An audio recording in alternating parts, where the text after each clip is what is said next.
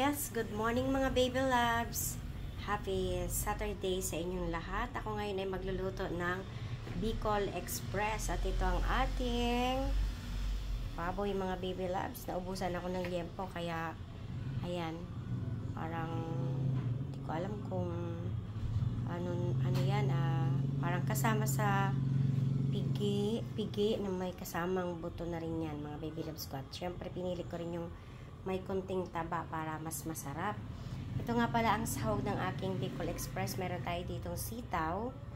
At syempre nakaredy na yung aking mga ingredients dito. May bawang, may lemongrass or tanglad. Meron tayong kamatis, sibuyas, at meron tayong luya. Ayan mga baby loves ko. At syempre hindi magiging Bicol Express yan kung walang sili. At meron dito tayong cubes. Ayun yung ating pampalasa dito sa ating Bicol Express. At ito nga mga baby loves ko. Ito umpisan ko na ang aking paggigisa. Ayan mga baby loves ha. Yes, ito na nga mga baby loves ko. Nakaready na dito yung ating mantika. At tayo ay magigisa na. Yan. Isanin natin yung ating bawang at yung ating luya. At sabay-sabayin na natin ito mga baby loves. Ayan. Sibuyas.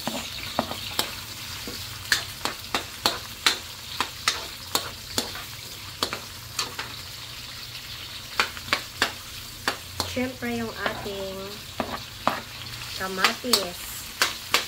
Ayan, mga idalas ha. Kamatis. Ito ay lutuin muna natin ang bahagya, yung ating mga pabango dito sa ating Bicol Express. Ayan, lulutuin natin yan bago natin ilagay ang baboy at yung sili. Ayan, lagay na natin yung sili. Ayan, diba? Ganyan lang mga baby loves ko.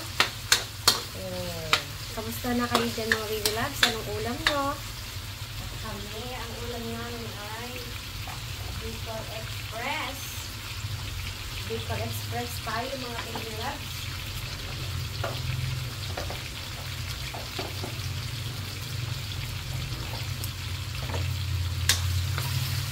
Yan. Sunod na akong ilalagay. Siyempre, ilalagay natin ang lemongrass mga baby loves ko. Yan, ilalagay lang natin yan dyan kasi para sa ilalim yan. At sunod na natin yung ating pork. Ayan. Ayan, mga baby loves. At syempre, yung cubes. At mayroon tayong paminta. Lalagyan natin yun mga baby loves ko ng paminta. At syempre, lagyan din natin ng kunting durog na paminta mga baby loves ko para mas malasa. May buo, may durog pa. Yun lang. At ito ay palalambutin muna natin bago natin lagyan ng gata. Yun lang. Mamaya na ulit. Thank you. Bye-bye.